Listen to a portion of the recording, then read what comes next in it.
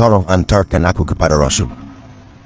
Akhirnya diantarkan kepada Nabi Sallallahu Alaihi Wasallam. Setelah di hadapan Rasul dan melihat Rasul selamat, maka dia mengatakan, "Kullu musibatin ba'daka ya Rasulullah zalalun." Setiap musibah setelah aku melihat wahai Rasul, semuanya menjadi kecil. Nah, ada apa-apa. Lihat, ini jagoan-jagoan wanita di perang Uhud. Nah, luar biasa. Bahkan Anas bin Nadhr radhiyallahu an, dia itu tidak ikut perang Uhud. Dia seorang musafir, baru datang dari safar. Tiba-tiba ada pasukan Uhud yang tunggang langgang ketemu di jalan. Kata Anas bin Nadhr, kenapa kalian berlarian? Maka mereka mengatakan, Nabi SAW meninggal dunia. Muhammad SAW meninggal dunia. Kata Anas bin Nadhr, demi Allah, kalau seandainya kalian hidup sementara Nabi SAW meninggal dunia, maka ini kehidupan yang tidak ada faedahnya. Berangkat kalian, kembali kalian ke Uhud. Akhirnya Anas bin Nadhr mengembalikan pasukan itu. Sesampainya di Uhud dia mengatakan, wallahi demi Allah, inilah ajidu raihatal jannah min kibalil Uhud. Demi Allah, aku sudah mencium bau surga di balik bukit Uhud ini. Maka dia berperang habis-habisan, kemudian mati syahid. Anas bin Nadhr dari sini menunjukkan bahwa bau surga itu bisa ke bumi. Bisa sampai ke bumi, buktinya Anas bin Nadhr mencium bau surga. Ya tentu orang-orang tertentu saja ya. Bukan berarti antum lewat, ini harum ini, bau surga napanya. Jadi orang-orang yang tertentu yang akan mendapatkan itu. Taib, ini diantara jagoan-jagoan sahabat-sahabat di perang Uhud. Taib, kita akan urut bagaimana peristiwa Uhud ini. Masyarakat muslimin yang dimuliakan Allah Subhanahu wa Ta'ala. Setelah kemudian kaum muslimin dikumpulkan Nabi Sallallahu Alaihi Wasallam. Nabi Sallallahu Alaihi Wasallam sempat bermimpi di malam hari. Bermimpi di malam harinya, kemudian takwilnya itu dibagi tiga. Pertama, akan terjadi sesuatu musibah kepada kaum muslimin di perang Uhud. Yang kedua, akan terjadi pembunuhan kepada Hamzah dan mati syahid, dan dialah Sayyidus Syuhada.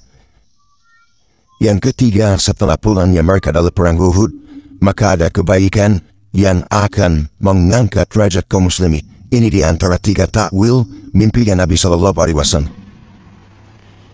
Maka Nabi Sallallahu Alaihi Wasallam mengumpulkan para sahabat ketika itu 1000 orang. Nabi sebenarnya tidak mau berangkat ke Uhud. Nabi tidak mau. Nabi itu ingin tetap di Madinah menghadang musuh. Dan idenya Nabi ini disepakati oleh pemimpin munafik, Abdullah bin Ubay. Tapi bukan berarti kesepakatan Abdullah bin Ubay dengan Rasul karena rasa cinta Abdullah kepada Rasul, tidak. Dia seorang munafik. Dia memang setuju dengan pendapat Rasul biar tidak ikut perang, biar bisa sembunyi di rumahnya, maksudnya. Pelarang munafik. Tapi banyak anak-anak muda yang tidak ikut perang Badar. Ningompori, biasa anak muda tukang gompol. Datang kepada Rasul, kami sudah tidak ikut perang Badar. Masa kami akan tinggal di sini keluar kita? Dan rupanya, pendapat ini dikuatkan Hamzah. Melihat Hamzah mengikut anak-anak muda, tergerak Rasul untuk keluar juga akhirnya, padahal di awal dia tidak mau keluar dari itu pendapat Rasul. Akhirnya Rasul pulang. Masuk ke rumahnya, dia mandi, sholat, setelah itu memakai dandanan perang, baju besi, tombak, pedang, perisai, tutup kepala, kemudian keluar. Rupanya ikhwan, setelah dia keluar, ada seorang sahabat, 2 orang sahabat dari Ansar, menemui Nabi Sallallahu Alaihi Wasallam dan mengatakan, ya Rasulullah, namanya Sa'd bin Mu'adh dan Usaid bin Hudhan. Jadi Sa'd bin Mu'adh adalah pemimpin Aus dan juga Khazraj. Kemudian Usaid bin Hudhair ma'ruf datang kepada Rasul dan mengatakan, "Ya Rasul, sebaiknya kau tidak. Jangan terpengaruh dengan anak-anak Quraisy. Kami orang Madinah lebih paham posisi. Tapi terserah anda kalau mau kita keluar." Tapi Nabi SAW mengatakan, "Marakan lin Nabi idza labisa matahu an yabaha hatta yakdiyallahu ta'ala amran kana maf'ula." Atau kama kala Nabi SAW, tidak layak bagi seorang Nabi kalau baju masih sudah nempel di badannya untuk dilempahkan kembali sampai Allah memutuskan perkaranya. Artinya kalau sudah dipakai harus keluar. Sudah telat, maka berangkatlah 1000 pasukan menuju Rubani Wafin muliakan Allah Subhanahu wa Ta'ala. Berangkat setelah sholat asar, kemudian berjalan ke Uhud sampai maghrib, sholat maghrib, kemudian isya. Kemudian di tengah malam itulah Nabi SAW berdoa kepada Allah Subhanahu wa Ta'ala untuk kemenangan. Maka di tengah malam itulah ya tiba-tiba Abdullah bin Ubay berkhianat. Dia memprovokasi sebagian pasukan untuk tidak ikut perang karena melihat banyaknya pasukan lawan. Pelacu orang munafik. Akhirnya dibawanya 300 pasukan kembali ke Madinah, sisanya 700 melawan 3000. 700 melawan 3000. Maka tepat pada bulan Syawal di tahun 3 Hijriah. Kalau perang Badar bulan Ramadan beda 1 bulan. Di tahun 2 Hijriah. Kalau perang Uhud 3 Hijriah di bulan Syawal. Ada yang mengatakan hari Sabtu, ada yang mengatakan hari Ahad.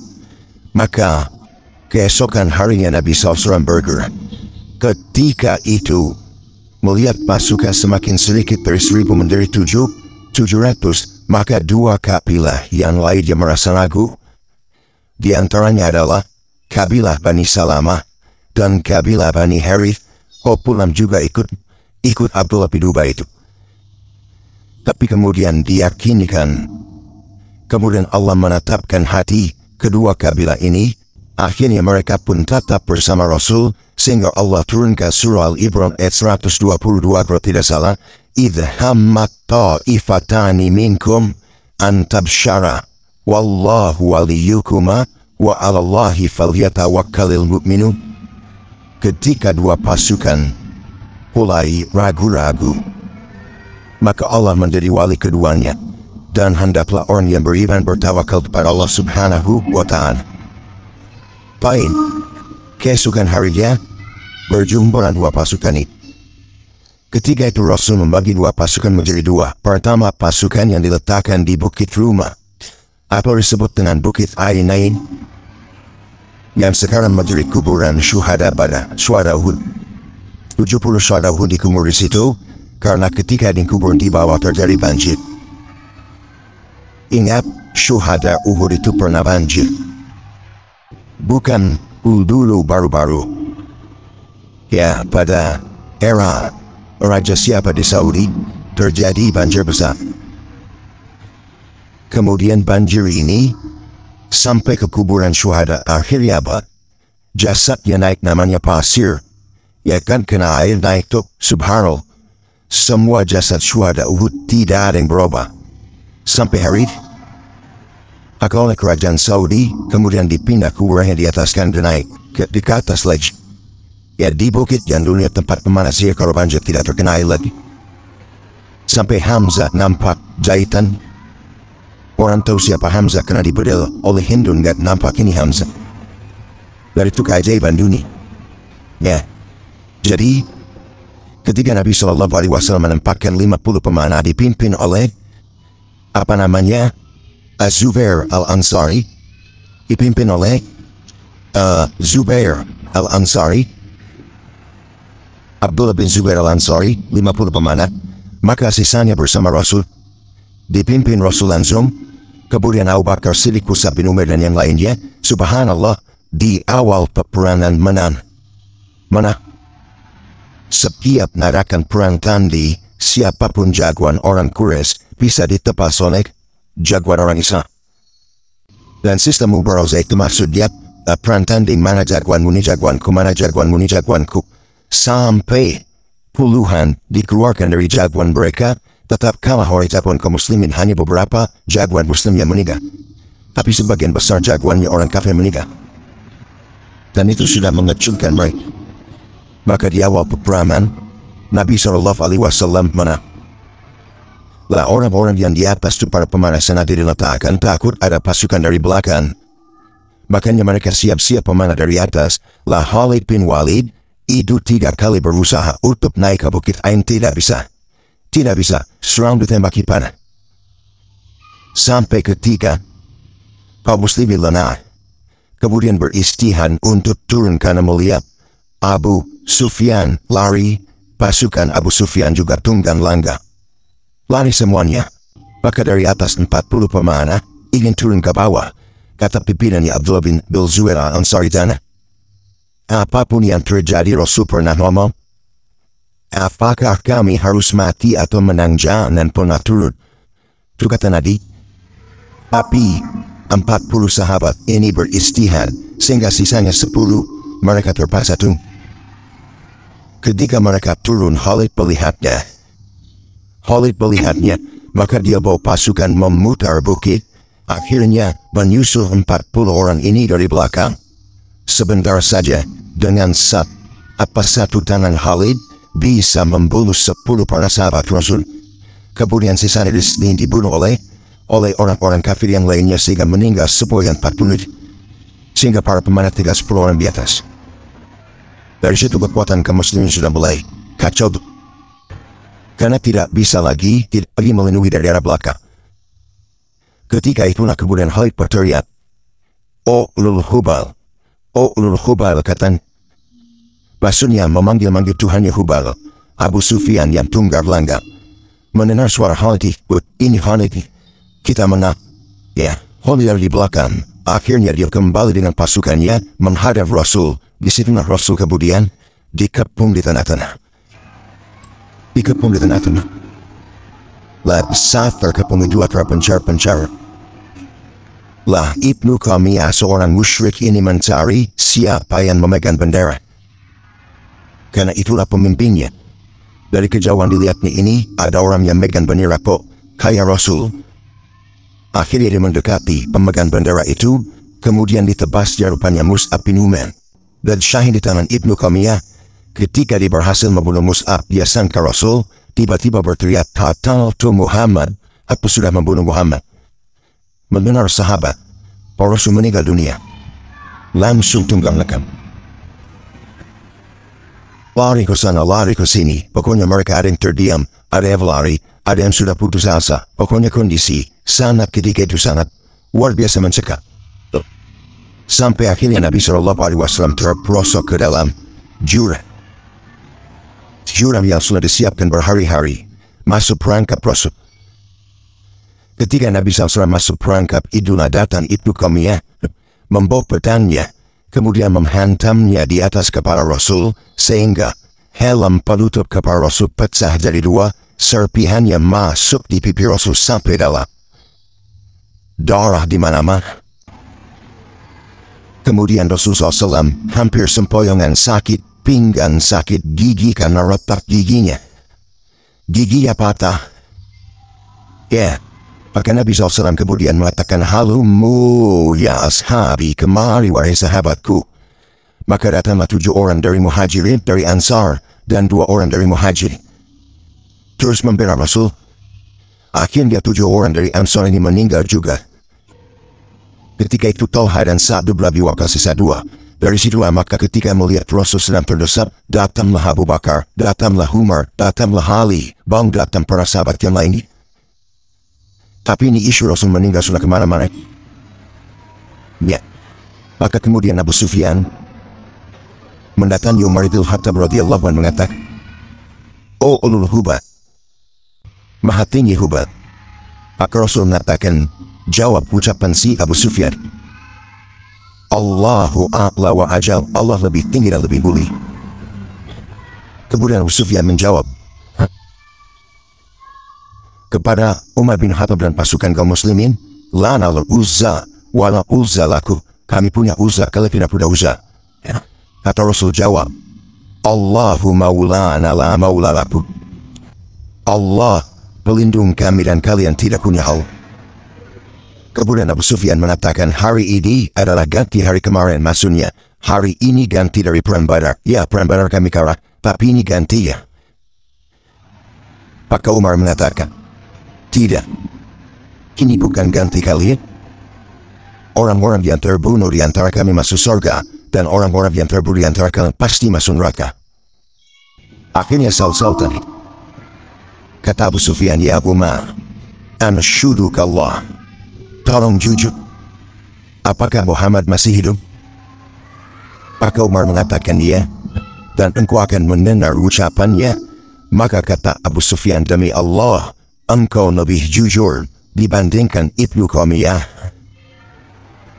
Lihat, maka Nabi SAW pun kemudian diselamatkan, naik ke atas gunung. Naik ke atas gunung. Sesampainya di atas gunung, Gunung Uhud, Rasulullah beristirahat. Serpihan besi itu nancap di pipi, gak ada yang bisa mencabut. Abu Bakar Siddiq radhiyallahu anhu berusaha mencabut, tapi tidak bisa. Maka kemudian datanglah Abu Ubaidah ibnul Jarrah radhiyallahu anhu, dia cabut dengan gerahamnya, dengan gigi depannya. Akhirnya, ketika tercabut serpihan besi yang menancap di pipi Rasul, patah pula gigi keduanya. Sahabat yang melihat, tiba-tiba melihat wajah Abu Ubaidah berbeda, dan mengatakan, ma ra'ayna Aba Ubaidah ajmal min hada, kami tidak pernah melihat Abu Ubaidah seindah ini mukanya. Setelah giginya rompang, justru lebih tampan, lebih indah, karena Allah muliakan. Coba hantam kalau ampam lebih cakep apa lebih tuan. Ini makin lebih indah gitu kan wajahnya. Kenapa? Dia yang mencabut. Ya. Kemudian datang Malik ibn Sinan. Melihat namanya dicabut, ikhwan, otomatis darahnya muncrat. Darah itu tidak bisa dihentikan. Maka datang Malik ibn Sinan, malah kemudian menyerot darah itu, bukan menumpahkan, malah ditelan sama dia. Ditelan darah Rasul. Kata Rasul, mujaya Malik, muntahkan wahai Malik. Lah. Kata Rasul, mujaya Malik, muntahkan ya Malik. Lah. Nama muntahkan.